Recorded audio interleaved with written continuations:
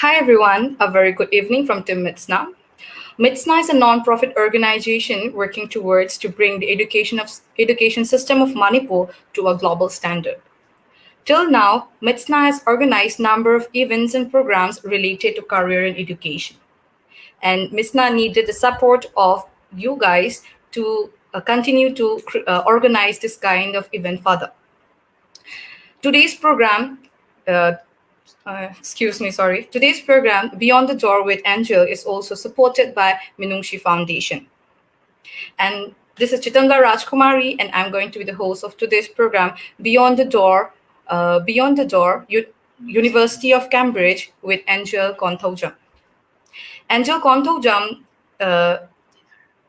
did her PhD in Development Studies at University of Cambridge. And today, Angel is here with us, so let's welcome her.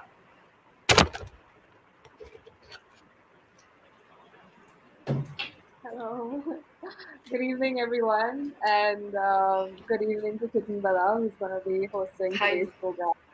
I'm very. Thank you very much, Chichi, for. Sorry. Thank you very much, Chichi, for coming here with us. Yeah, I'm very honored. It's my pleasure to be here. Thank you. We're delighted to have you here. So I think we should start the conversation with you and me. And before this, anyone who have any queries or queries regarding the studies procedure and application of University of Cambridge, you are free to put your queries in the comment section. Okay, then, Chi, let's start.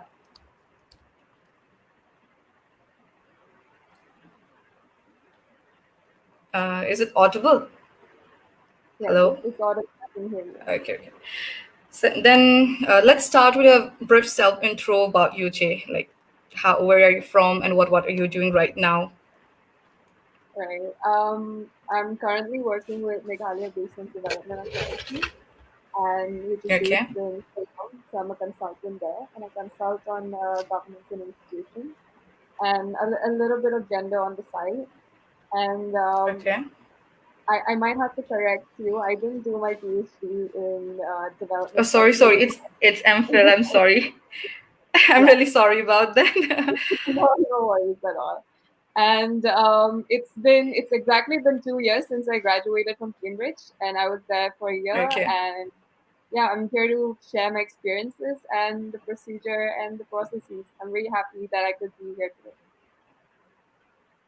Yeah, and we are very happy that you are here with us. So there are numbers of things I wanted to know from you. So let's start with a very simple one. Like, how was your stay in Cambridge University? What was your experience there? Well, I mean, for me, it was out of the world. Going to Cambridge, being surrounded by Nobel laureates, and of course, it's like a 300-hectare of university town, and it was absolutely life-changing for me. I believe like it was one of the most important years of my life till now. Okay. And yeah, okay. Okay, that's we're very happy to know that. And Cambridge University has been renowned and prominent to all the world, not only for its academics, but also for the numbers of extracurricular activities that it offers to the student. So what were the things that excite you most in Cambridge? For me, honestly, like going into Cambridge as a graduate student, I was really interested to go around the city looking at museums and the libraries there. It's actually a state-of-the-art institution with regards to the amount of books that could be there. And you'd be surprised. I was in the library, the main library, and which is, I mean, it's centuries old. It's since the 12th century. And I googled. I mean, I didn't Google. They have a search engine for the library itself, and I typed in Manipur, Okay. and there were hundreds of books on Manipur in the Okay. Cambridge University, and by renowned like scholars who had given in their work on our state. From Manipur, from all over the country. Like there were so many books on Manipur, which I was so surprised about. So I feel like most of my extracurricular times that were spent in the library, just going through books and yeah, looking up if I could find like more books on Manipur in the library. That's really great. Like even universities of India, like some university of even doesn't have any books about Manipur. That's really great to know that this big university had a number of books related to Manipur. I mean, hundreds of books. I was very surprised. I'm very, very impressed, Okay, that's really great. I think we all the student of Manipur, if we got an opportunity to go there and have a look at it, we should do it, I guess. And thank you very much that you're giving an insight of how the University of Cambridge looks like. Um, what I want to know further is why did you choose Cambridge University? Like So specifically, why did you really aim to go there? I'm going to give you something very personal. So when I was studying in Okay, yeah, Madras please do so. Yeah, so when I was studying in Madras University for my master's in sociology, I saw a notice Hmm. on the university notice board that said that there was an MPhil program in Oxford. So I Okay, saw that, and I okay. came back home and I googled it, and then when I googled MPhil in development studies, Cambridge popped up as Hmm. well. Hmm. So for me, Hmm. you know, I had I said, why not apply to both? Why not apply to Oxford? So that's how I ended up applying to Cambridge as well. And now that like I've been to Cambridge and I got accepted. So it was like I would say it was a byproduct of a curiosity in Oxford, but I ended up in Cambridge. Okay. Yeah. Okay, that means you didn't have, before your master studies, you didn't have any plan to go to Cambridge or Oxford or somewhere in England. Um. See. Uh. It did require a lot of planning, no doubt. Um, Okay, I don't okay. know. I don't know if Chitin Bala knows this about me, but I got into Cambridge in 2016 as well. So Okay. this I got into Cambridge in 2016, and Hmm. I did not have full scholarship. So I Okay. applied again, and in 2017 I got two full scholarship offers, and that's how I just Hmm. pursued a career. So there was planning involved, but I had not planned from my undergraduate that I was going to go Hmm. attend Cambridge University in the UK. Hmm. Like I said, I was a master's student in Madras University pursuing Hmm. sociology, and that's how I came across a notice board bulletin about about development studies abroad. So that's how I came about it. Okay, that's really great that you come across and you wanted to do it and you achieve it. That's really great, Jay. And you just said that you didn't get the full scholarship in 2016, right? So Yeah. how is the scholarship system in Cambridge or like out there? Can you just brief us about it, beat about it? Well, getting into Cambridge, getting accepted into a course is hard, but getting Okay. a full scholarship and getting funding from the university is a whole different ballgame. Hmm. So Hmm. there are two sets of preparation required: your application and Hmm. then your scholarship application. So Okay. when I so first you have to apply to your course, Hmm. which the Hmm. application process starts around September, and all the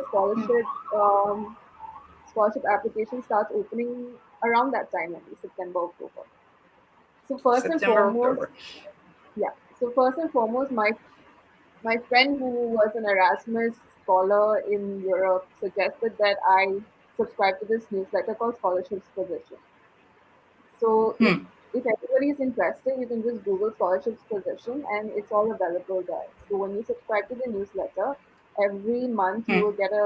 you get a newsletter with the list of scholarships that you can apply to as an Indian student. So I had a Okay. look at that, and I realized that there were full scholarships available for me in that I could apply to, which when and the institution that was funding it was in India. So one of them being INLAX Foundation. So it is INLAKS, INLAX Foundation. So Inlex Foundation. yeah, so they sponsor masters and PhD students, Indian students who have not pursued a degree from abroad, and that's one of it. So INLAX is one of the biggest funders in of graduate Okay. studies in India. So I applied to INLAX, and then the scholarship that I got was cheapening. So cheapening is funded by the Foreign and Commonwealth Office in the UK. So cheapening, I mean, if you want me to spell it out for you, it's Yeah, yeah, please do, so that all the viewers can note it down. Yeah, CHEVINING. So that's cheapening. Tiffany. And then the third, Okay. yeah, and the third full scholarship that you could apply to is Commonwealth Shared Scholarship. And Commonwealth State Scholarship. yeah, so if you look at the screen share, this is specifically for Cambridge. So Cambridge Okay. Trust is the funding body that funds your study there. Okay. So if you go to Cambridge Trust Scholarship website on the site you can choose the first option is country, right? So you can choose your own country. So there you can put India, Okay. and then you can choose your specific course. Like if you're doing a PhD in economics, you can choose economics. So let's have a look at the PhD in economics. Can you please select economics?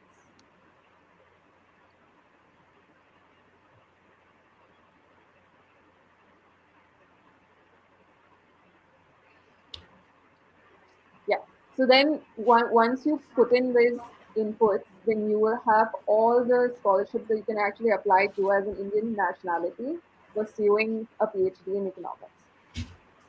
So this is the list, and if you click on each link, then you will be directed to a yeah, you'll be directed to a proper information site where you can when you can read about it and see if you're eligible for it. So this is specifically for Cambridge. Otherwise, any studies abroad, you can look up scholarships position, um, scholarshippositions.com, and over there you'll have all the available data. I mean, Okay. Not only it's for not Cambridge, but something that also for the other universities. yeah, yeah, of course. Okay. This is scholarship.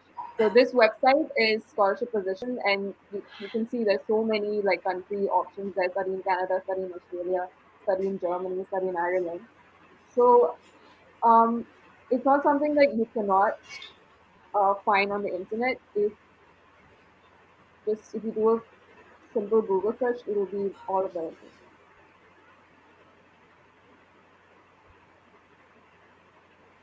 Okay, thank you very much, Jade. Even though it's available in internet, numbers of students doesn't know how to search for the specific countries and all, and you gave the insight or you gave a bit idea about it. Thank you very much for doing that.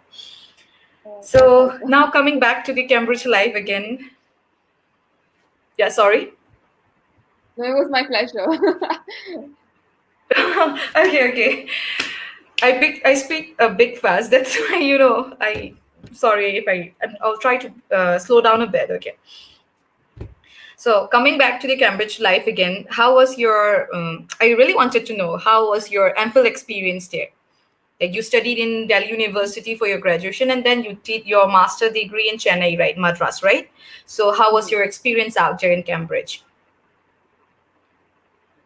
Well, you know, when I think it all kicked in when I reached Heathrow, the London airport. Okay, And then from okay, there onwards, you take a bus that drops you directly to Cambridge.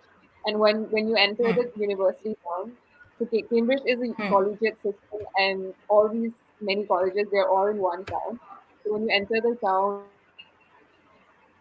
I mean, it's a whole different, like it's like a historical site because the university has been there for 12, like since 12th century. So when I Hmm. mean you enter and then in my first semester I got to meet Muhammad Yunus. I don't know if you know Muhammad Hmm. Yunus, like he's a Nobel laureate and from Bangladesh, the founder of Grameen Okay. Bank. So I got to meet him Okay. Okay. Okay. and From Bangladesh. everything was yeah. So everything was so relaxed and we were surrounded by Nobel laureates most of the time. Like Hmm. Amartya Sen was around. Okay. We used to go. So Stephen Hawking used to have an office on campus, and we used to go and peek Okay. and try and see if he was still around. And I mean, this was before he Okay. passed away in Okay. 2017. That means And you have met him personally. Have you met him most personally? of us, I've peeked into his office. Okay. Okay. Okay. But that must be a very exciting experience, right? Like I mean, it was. someone who all the world knows, and you got the chance to have at least a side of his office and all. It must be very exciting, I guess.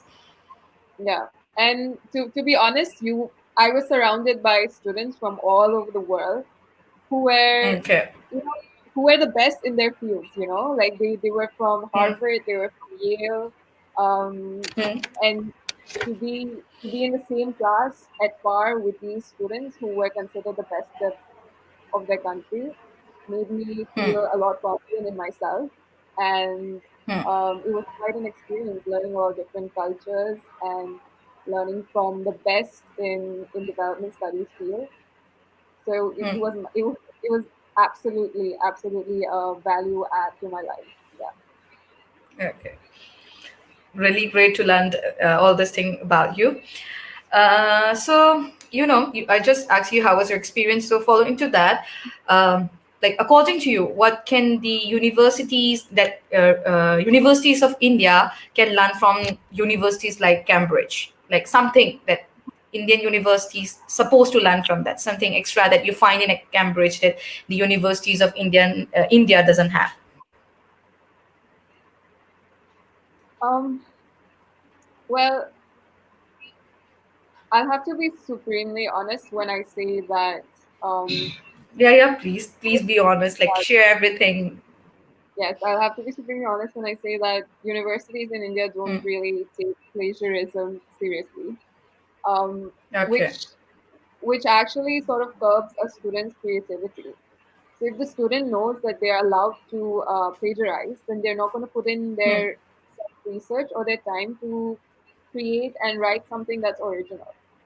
So I believe Okay. that if the teachers or the university in charge they put a strict law on plagiarism, then we could see more productivity and more creativity in students' work. And Okay. I think this was one of my biggest takeaway from Cambridge, where I learned to sort of Hmm. write my own research and in my own way, Okay. inspired by, of course, other authors, but it was through my own speech and through my own, linguistic capability. And and Cambridge obviously had a very strict plagiarism law, and so we cannot, like, even if we wanted to, we cannot copy one single sentence off the internet. So I believe like Okay. that such policies really bring out a student's creativity and brings out a very much um, needed aspect of self research, and self study. Okay. So in short, the Indian system doesn't have that much stricter rule for plagiarism. So they need to be more stricter with their plagiarism, so that plagiarism rules, so that the potential of a student can be known Yes, more yes, properly, right? Okay. yes. Okay. Okay. And, like, let's continue to talk a bit about your Cambridge life, I guess, and after that we can discuss about the application procedures and more detailedly on the scholarship again. What I want to know is, apart from CPGA or your academics, what strengthened you in getting through the Cambridge University? Um, so like I said, your Hmm. CGPA is quite important. But like I said, the application process you can divide it into two formats. One is Okay. for your credits. and one is for your scholarship. So Okay. um, when you look at Cambridge, the graduate criteria, you will see that the CGPA cutoff is 7.5. So that's Okay, 75%. 7.5. Yeah, so that's 75% for humanities, for development studies, specifically. And then they do not mention anything about extracurricular. But what I learned from my professors in Cambridge was that once once you get accepted into the course, they will have a list which is which this depicts like how high you stand among the other students that have been accepted into the course. So the higher up you're Okay. on the list, the more chances for you to get funding from the university. So even after you get accepted, they will rank you for your eligibility to get funding from the university. So I Okay. believe I was trying to figure out what was different between my first application where I didn't get a full scholarship and the second application. Okay. So so by the time I had applied for the first time, I hadn't gotten my master's result. So I hadn't gotten my master's results, so they didn't know my marks properly. So I think that was one of the reasons. The second reason was that my extracurricular wasn't strong enough. Yes, Okay. I had like bits of internship programs that I've attended over the summer, but there wasn't anything substantially community oriented that I've done. And with regards to development studies, you are expected to have done something for the community as a development studies future student. So so I realized that I should probably do more. So the year that I took a gap year, the year that I didn't pursue anything was the year that I applied to a fellowship program called State Bank of India Youth for India Fellowship. So I applied to this fellowship, and then for 13 months I was posted in a rural, remote tribal village in Gujarat, and Okay. where I could design my own project, and I was helping women with menstrual hygiene management, MSN. So when I applied for the second time, I had already gotten my master's result, and I had a 8.25 CGPA, and I had a 13 months project that I did in tribal Gujarat region. So I think both of that combined, I sort of made myself a very good candidate. And when I got accepted again, I wasn't surprised because I knew this work that I put in over the years would have gotten me high on the applicants list. And then the university department contacted me saying that I had been shortlisted for the Commonwealth Shared Scholarship, and then I got achievement. And on top of that, I was awarded an honorary Nehru Trust scholarship of £1,000 from Trinity Okay. College. Okay.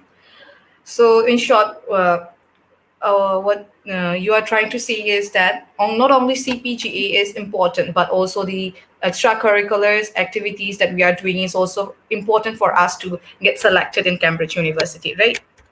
Yes. CGPA. Okay. Okay. Yes, so Thank you very much. the academic criteria is very much like on the website everywhere, Important. but they do not mention how important your extracurricular resume would be.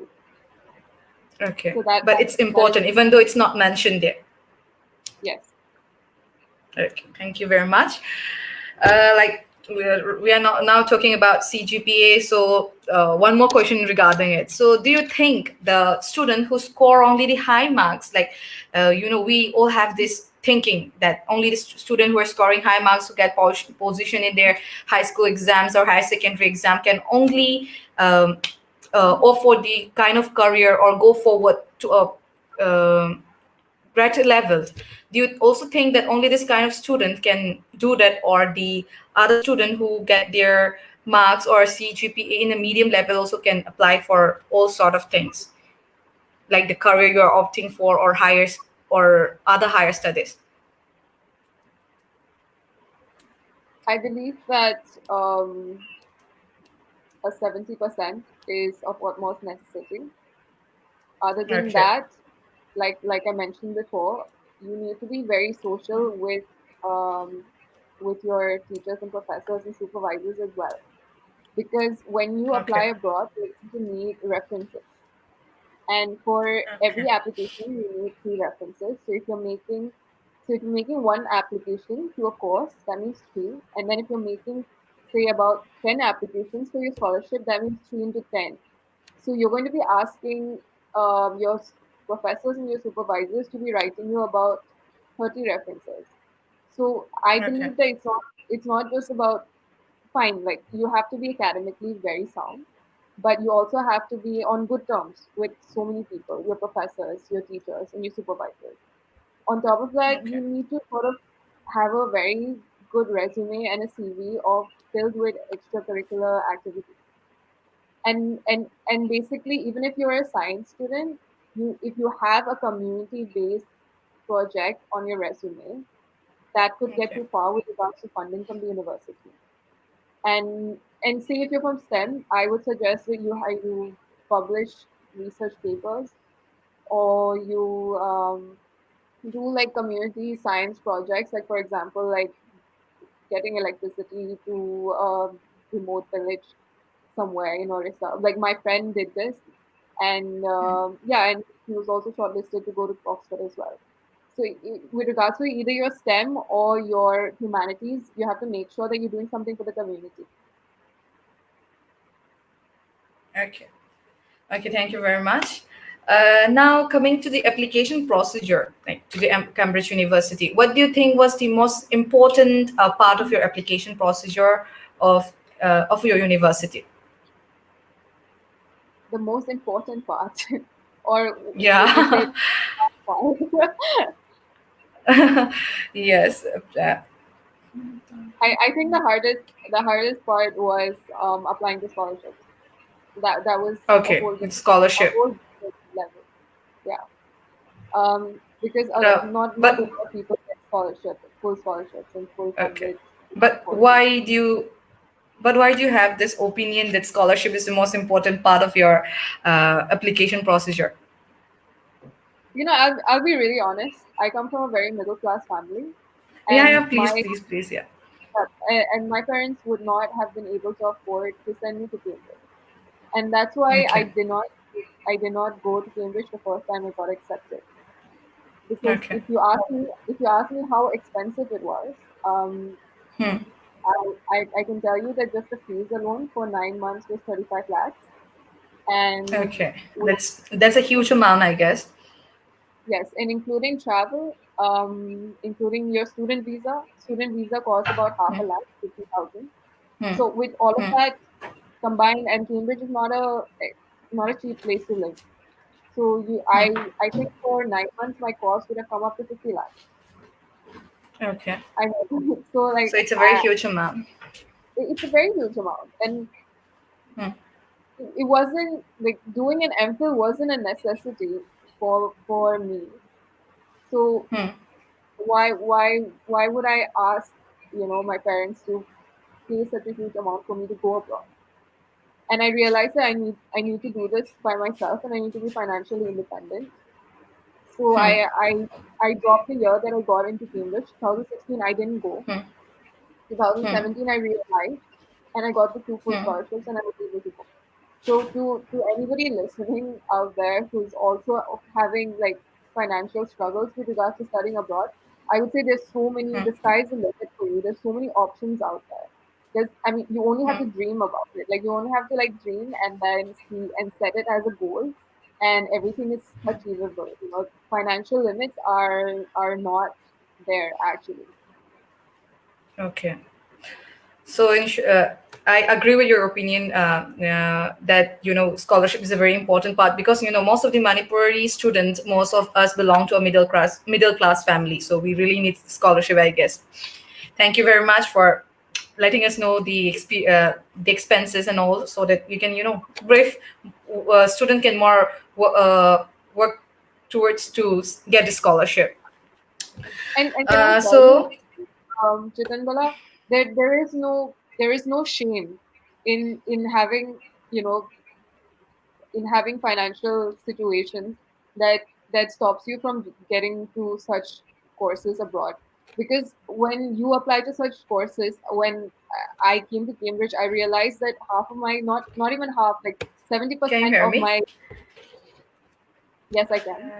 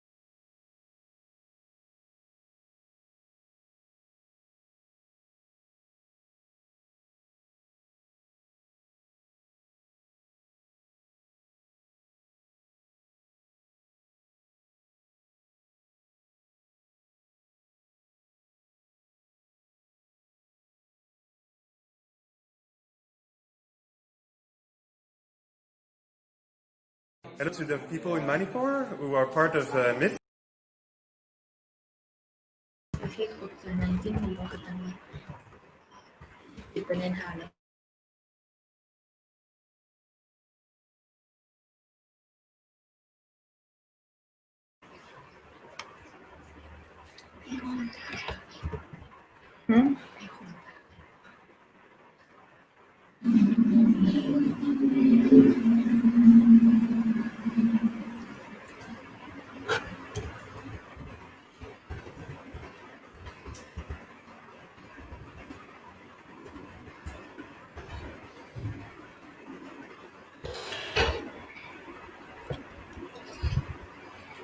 Sorry, there was a internet disconnection. There's a big problem with the internet connection.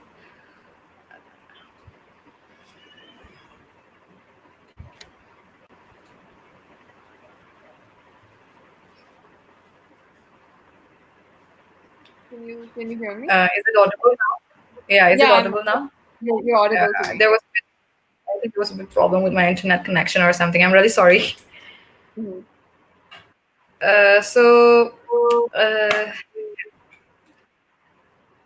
let's continue with talking about your importance of your work experience in your application procedure. Like, does your work experience matter?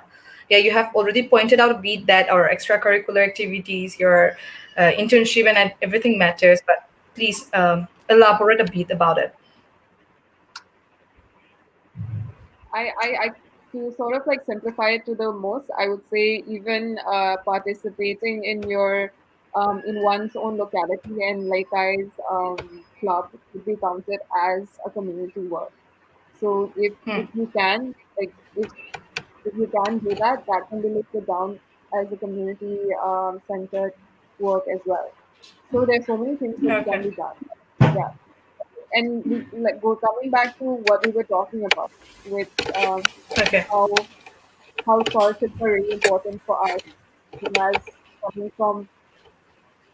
coming from a middle income country. You know, if we convert Okay. rupees to pounds, that's a very high amount, right? So one rupee, I Yeah. mean, Yeah. Yeah. 100 is 1 pound. So I Okay. think that a lot of students that I met in Cambridge who came from middle income countries were all on scholarships. So it was also very inspiring to see that, not just me, there were so many other students who had struggled and who had worked really hard to get scholarships. And most of my graduate students, friends, they were all on full scholarships from their own country or from the UK. So there's no shame in like looking for funding, because if Okay. there's a whole bank of fundings that's available to middle income country students, and we should be taking advantage of that. It's a huge opportunity for us. Okay. Thank you very much for letting us know that scholarship is very important, and we should, we all students should try really hard to get one scholarship, and it's not a shame that we are not able to go without with our own money or something. Thank you very much. Uh, and coming to the application procedure again, like, is there any certain level of experience that a student should have to get a scholarship to study in Cambridge? Like work experience needed, a levels of what a high level of work experience is needed, or it doesn't relate to scholarship at all? Um, there was For achieving, there was 2 years employment criteria, work and experience criteria for the achieving scholarship. Okay. For Commonwealth share, there wasn't any set hard and fast rule, and for inlax, there was no work experience criteria that was supposed to be met.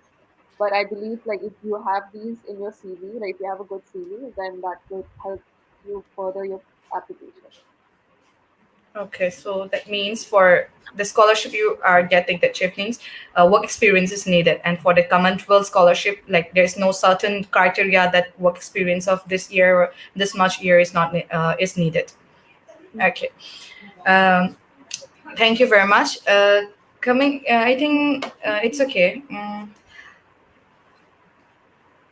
Mm, I'm bit thinking if I should ask you this or not. I've already asked you. Like, is there any financial additional financial help for international student in Cambridge University?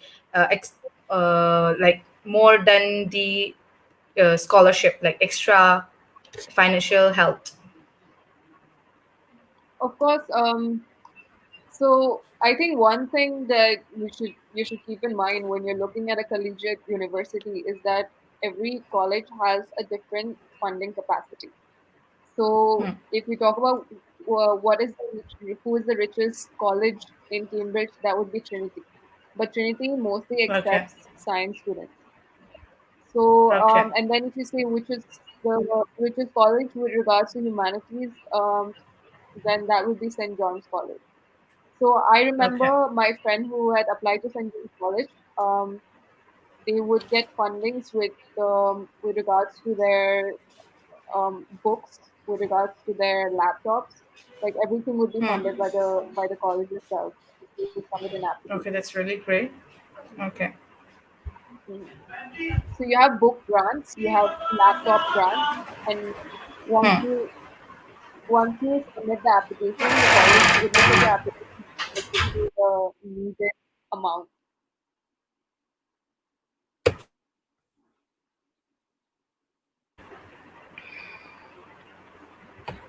Okay, now coming to your career line, like when did you first realize that you have interest in humanities line? I mean, I was always interested in humanities subjects. I remember Okay, okay, my history teacher in Sindhya school, in Sindhya Kanya Vidyalaya. I was in boarding school in Gwalior. My history teacher in class 8 standard said I should definitely pursue history as a subject. okay, So okay. I That think means you had. I had an affinity towards humanities subjects, but I will be really honest. Uh, Pursuing physics at St. Okay, Stephen gave me the maths capacity to handle social sciences data. Because when you're okay, looking at development studies as well, there's going to be so many data with regards to demography, you know, like okay, population, and all these data have to be handled. And for me, like having a math background is easier for me. So it's always easier for somebody who is in the science stream to make a shift into humanities, but vice versa, I would say would be a little difficult. okay. Then was the transition from your science in your BSc graduation level to your post graduation level in humanities? What was it? Very smooth, or was it very difficult? Like, do you face any problems in that? I would say it was very smooth. Like, it was quite Okay, easy because having been through the um, rigorous BSc in physics course, I felt that I was a little bit more at ease with the master's in sociology. Okay. Okay. Then coming to like bit diverting from your from you, like this the society of Manipur that we're living now, all these parents really wanted all these parents really wanted their child to pursue the science stream. Always these humanity lines or art line is always underlined. So what view do you have about it? Like, is it really good, or it's not something uh, that we as a parent should not do? Um, could you please repeat the question again? Yeah, I'm trying to see is that I think almost all of us face this. Our parents really are against our opinion that we wanted to go to the humanities line. All the parents wanted their child to go for the science stream, like not only a science stream like engineering, doctor, or some technical line. Always the humanities line is being sidelined. So do you have any opinion about this? Like, are the parents right on their own decision, or they are not supposed to do this? I had one condition from my parents when I talked to them Yeah. about pursuing something that wasn't medical and that wasn't engineering. They said, if you want to pursue a BSc or a BA, you have to get into Hmm. St. Stephen's College. St. Stephen's Okay, there being, was a condition for you also. yeah, there was a huge condition for me. Then St. Stephen's being the premier Okay. institute, they said if you Hmm. get into St. Stephen's, then we will let you pursue a non-professional life. So I think what my Hmm. parents were trying to tell me was that if you choose a field that is not Hmm. engineering or medical, you have to be the Hmm. best in that field, and you have to study Okay. from the best institutions with regards to that field. So Okay. I wanted to do an MPhil, and I asked myself, where do I want to do this from? And I said, Hmm. Oxbridge, either Oxford or Cambridge, and I'm not going to settle for anything less. So I had that dream in my mind, Okay. and that dream turned into a goal for me. And like thank God it turned into reality for me as well. Okay, that's really great. So I think, how was your typical typing MPhil work look like in Cambridge? I would say my day started at 7 because our class would start at 8, and I did not take the bus because the bus was very expensive. So I would have a cycle, and then everybody in Hmm. Cambridge had a cycle. So Hmm. I would cycle to my department, which was 20 minutes away, and Hmm. from there, we will have classes till lunch, and then after Hmm. lunch, we would just the library, and then after the library, I think most of my friends and I we would meet up in the town to have dinner or go to a pub, which is very English in its Hmm. manner, and Hmm. and that's it. And then the next day starts. Okay, okay. So, like, do you have any part-time job or any like anything you do, like anything there? Like, do you have any time for that apart from your academics? Yes, yes, of course. Like a lot of my course mates, they were tutors Hmm. to so Cambridge is still a town and it has Hmm. residents, and these residents would have kids who would want to take tuitions. So I Hmm. had, my course mates gave tuition classes as Hmm. part-time jobs, and some of Hmm. them would even volunteer to be test subjects in psychological research that was being undertaken in Cambridge. So you Okay. get paid to be a psychology subject test patient. Okay. That means you got the time to do all the other things also apart from your academics out there. That's very good. So, coming back again, yes, please.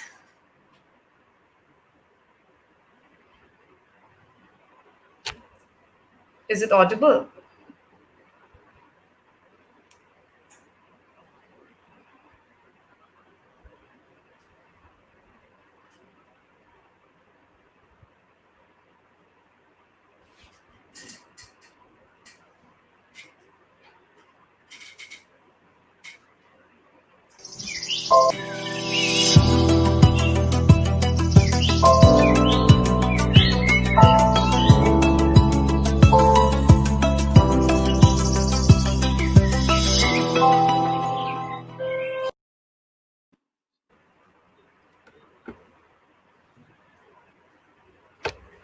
Okay. So coming back again, how do you feel to be a woman breaking the stereotype of Manipur and studying abroad? Like, our parents are very afraid to send us out. We the girls are they are very afraid to send us out there, even in some parts of India. So how do you feel like breaking all the barriers and going abroad, studying all alone there and staying there alone? Um, I am blessed with very supportive parents, and Okay. they allowed me to do and pursue anything that I set my mind to. But of course, like Mm-hmm. even me, I had been in boarding school and since I was 13. But when I reached Cambridge, I was also very I had a cultural shock and I was quite lonely. And it is a huge step moving across the globe to go and pursue your career. And it's gonna be always Okay. tough for everybody. Even if you're the strongest person on earth, it's gonna be tough for you as well. But to be honest, I would say that I realize that there are a lot of families who are not that supportive, especially being in Manipur. I'm not experienced, but like I know of women who are told that after your masters, like that's enough, that you don't need to study further. So I mean Yeah, that's number. to those women and to Yeah, those that's the students thing. The out there, number I of would women are facing in our society right now. yeah. So I would to those women and to those students out there, I would say apply, get into your course, get that financial funding, stand on financially independent, and nobody's gonna stop you to go. Like if you get into Okay. Cambridge and you say like, mom and dad, I have mama, papa, I have a full scholarship, they're gonna let you go. But to be honest, like I have been blessed with such support from my family. And also I Okay. realized when I got to Cambridge that I am the first Manipuri woman to pursue the course that I was pursuing, and my whole department had no idea that the northeast of India existed.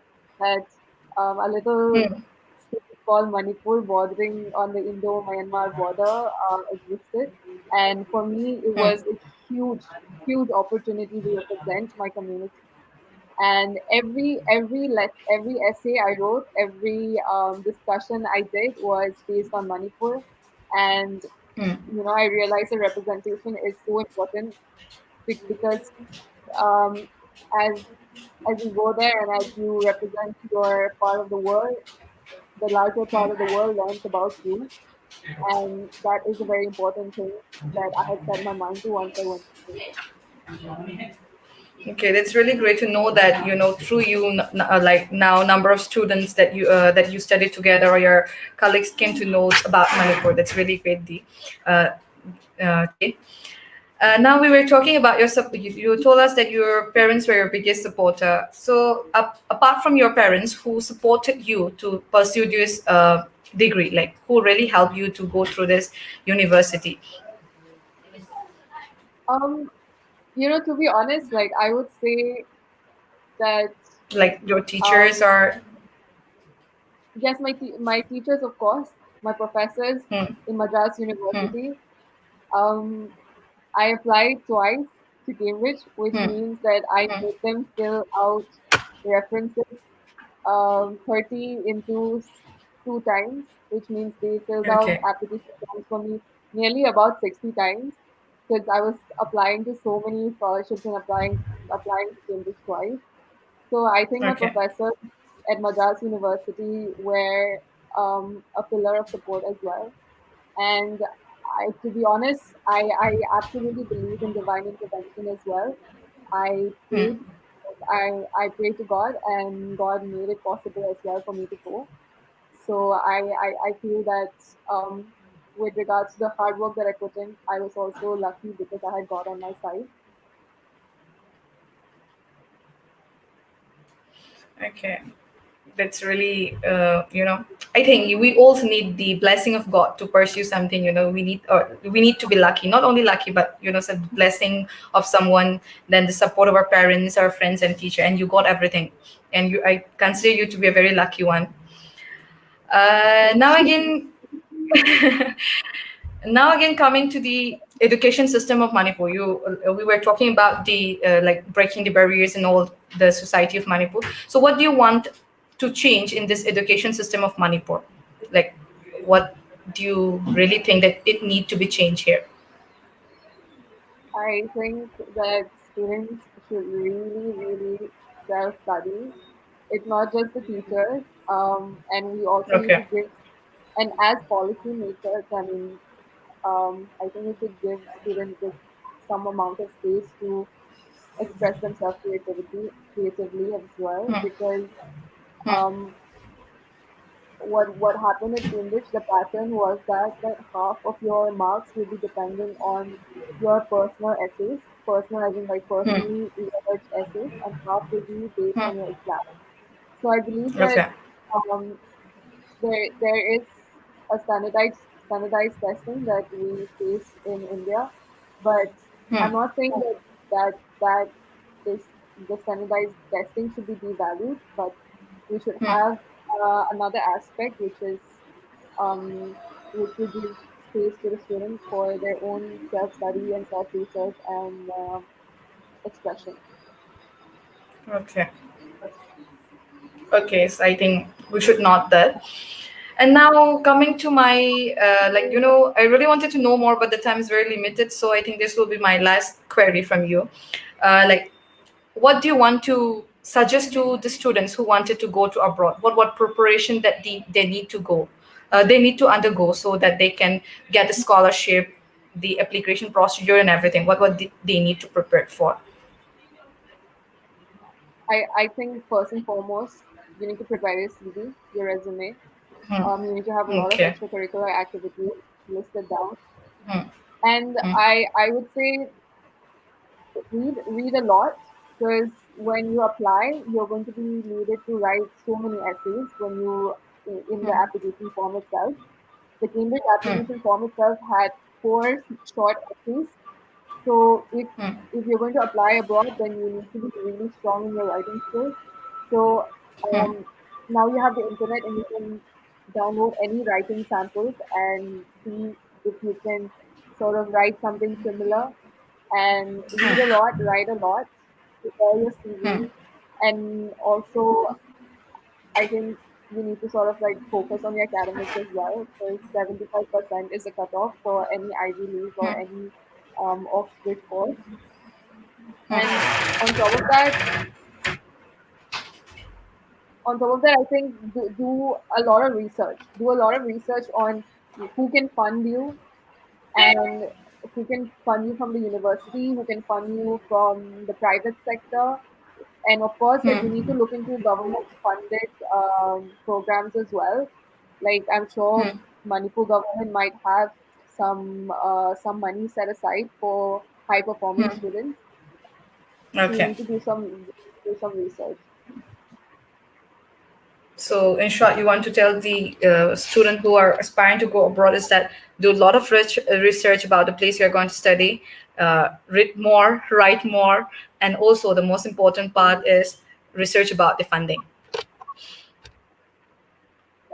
And I'm just Yeah. gonna quickly like go through the comments and just answer a couple of process for admission process for undergrad economics honors.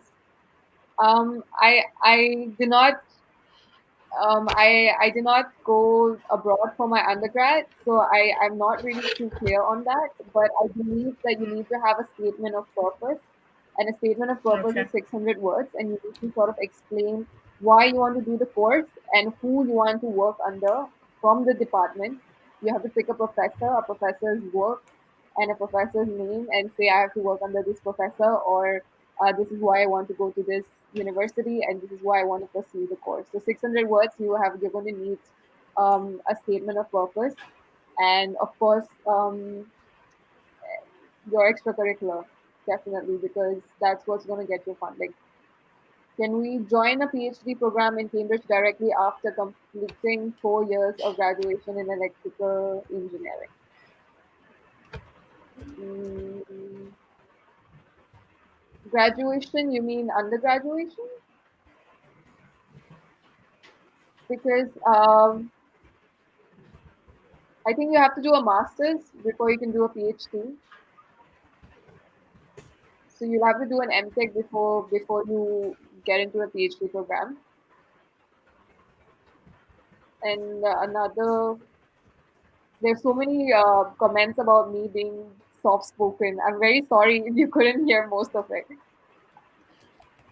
Okay, I Is think we interview can a main sideline key that. for admission? Yeah. So there's this comment from CP Robert that says, "Is interview a main key for admission into Cambridge?" Interview only for undergraduate studies, and for graduate studies, there's no interview. Is extracurriculum important for Ivy schools and Cambridge? Of course, all the time. But it has to be very community centric. So you need to do something really. You need to do a project that helps your community. Does Chevening Inlag's Foundation scholarship cover living expenses? Yes, they cover everything, and Chevening even pays for your visa, pays for your flight, they give you a monthly pocket money of more than £1,000. And Inlag's Foundation does the same, but Inlag's Foundation pays a lot more pocket money than Chevening, and also Inlag's. I've had friends who are Inlag scholars, and I've heard that they even take you on holiday during your semester breaks. They take you to France and whatnot, so all paid for. So Chevening and Inlags, if you get the scholarship, there's nothing to worry about. You will not be spending a single penny from your pocket, which was the same with my case. Like I did not spend a single penny from my own pocket. Like it was all funded. How hard is it to go to study and part-time job as a student? Depends on your course. It really depends on your course. If your course does not have afternoon classes, you can work in the afternoon. But it really depends on your course and how like strenuous your course is.